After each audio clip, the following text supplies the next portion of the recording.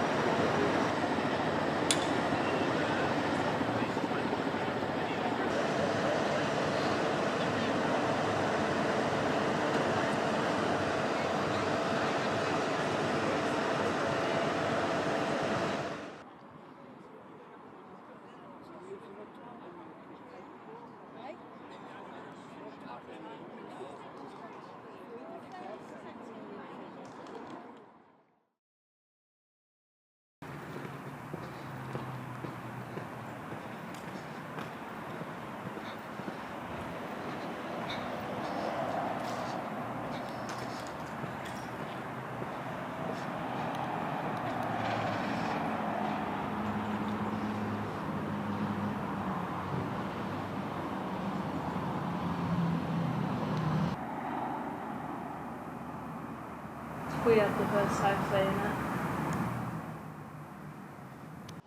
So it was a normal day. It was 2 days after my 19th birthday.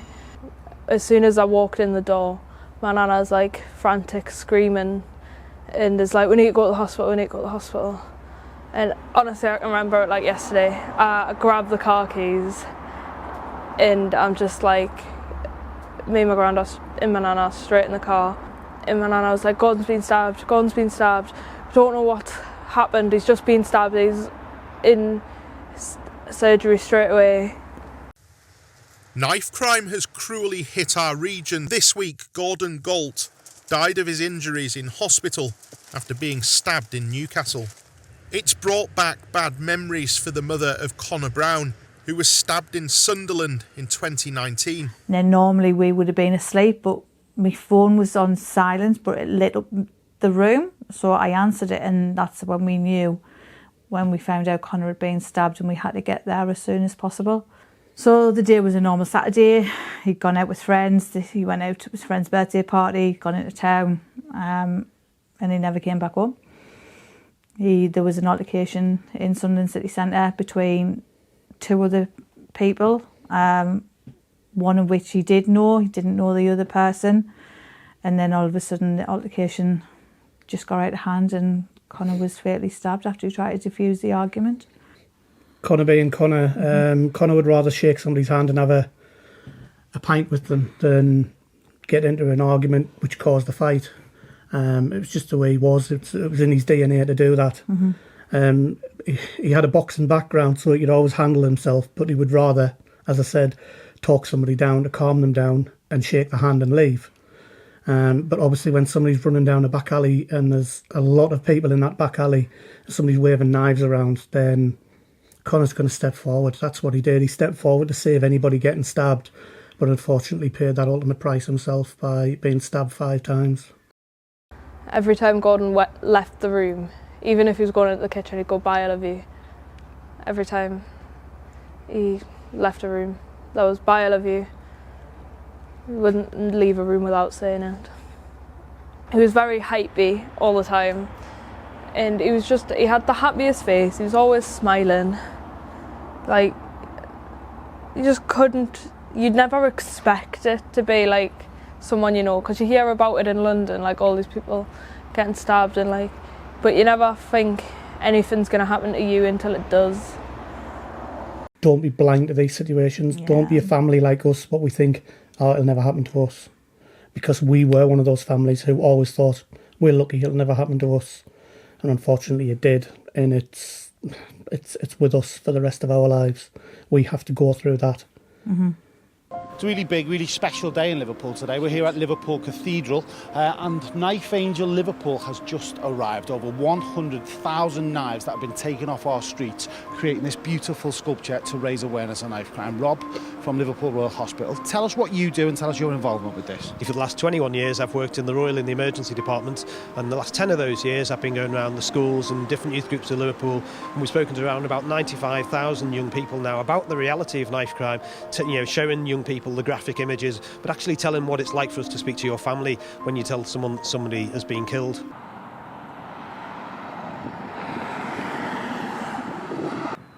In the time when I've broken bad news to relatives, I've been spat at, kicked, punched, bitten, and I've had my glasses broken. And the reason's this: when you come in like this, I can predict how your injuries are. When you come in like this, I don't even know what your name is. But when your parents come in, I cannot predict how their reaction will be.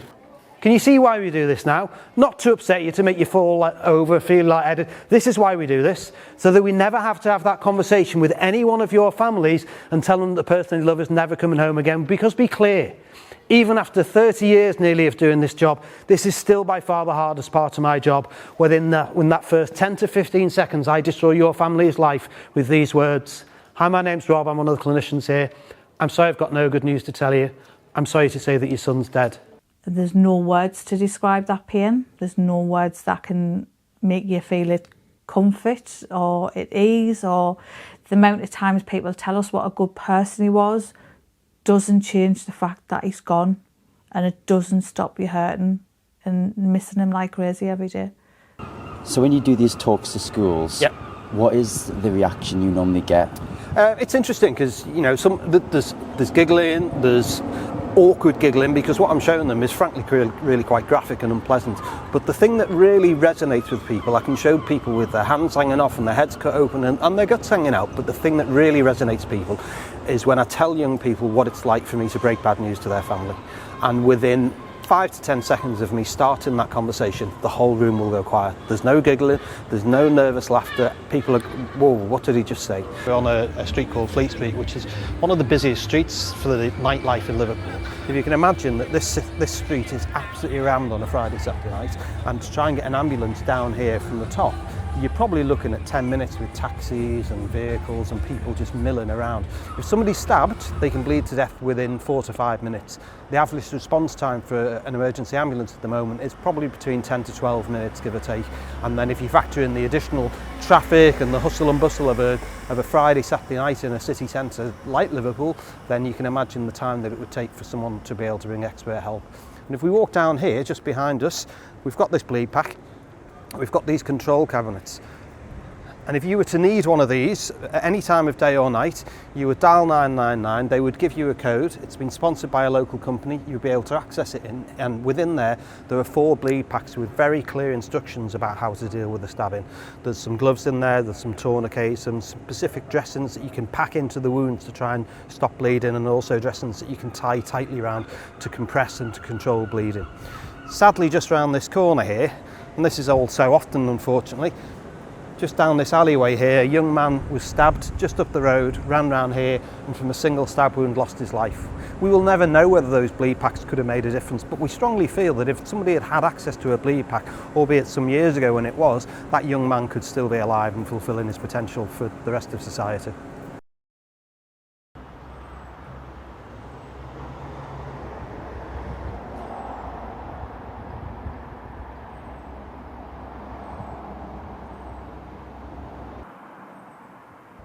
Died at the age of 14 in the RVI.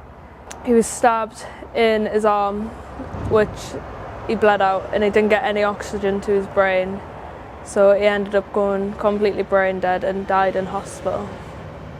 I ended up going on antidepressants because I couldn't function, couldn't leave my room, couldn't speak to anyone, wasn't eating, just couldn't do anything, just had no motivation. My other brother Jack had run away. He was just like gutted because him and Jack were always together, and like they had the same friends, so they were always together. And Jack wasn't there that day when they went out. He was building Gordon's new bed that he never got to sleep in. The Conor Brown Trust is all about raising awareness of knife crime. So what we do is we will share Conor's story. We share in detail about what happened to Conor that night and how people responded to what happened that night, obviously through the paramedics, through the police, through the witnesses, you know, and the direct impact of Conor's death had. We've raised thousands and thousands of pounds through the trust, and that's all being used on bleed kits. So we've introduced the bleed kits into the city, but it's ongoing. It's not just going to end because we've got so many out. We're going to keep on going. We're going to keep on raising the money, keep on raising the profile of bleed kits.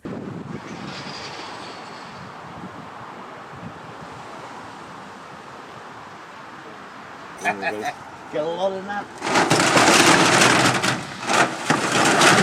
One hand.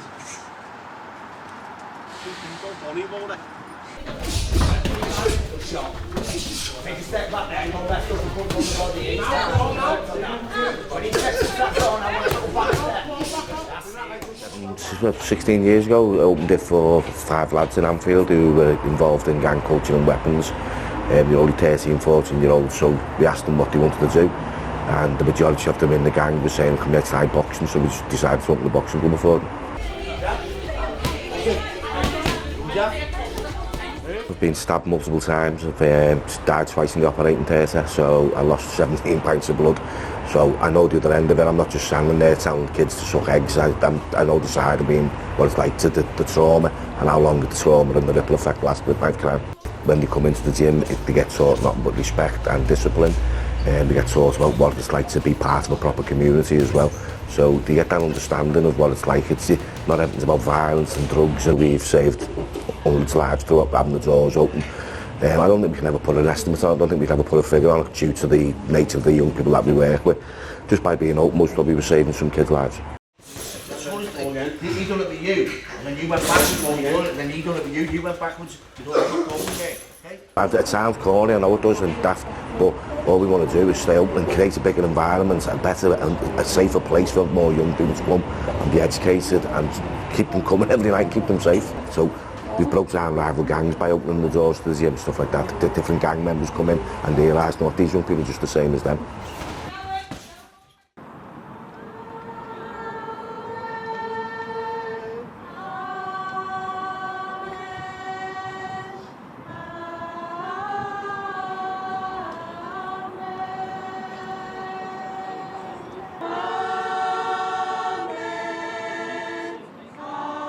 It's been an absolutely proud occasion, something that the legacy of Conor and us can take on board, so really proud. Everybody came together last night to remember the reasons why the Angel's here, and that is to remember all those lost to knife crime. We brought it here because we lost Conor, but it was about everybody and all the victims of knife crime, and it was a case of celebrating their life to make sure that they're not forgotten. It's not just, oh, I've got a knife and it'll be funny to go and just stab someone. Like, kids, killing kids at this point as well.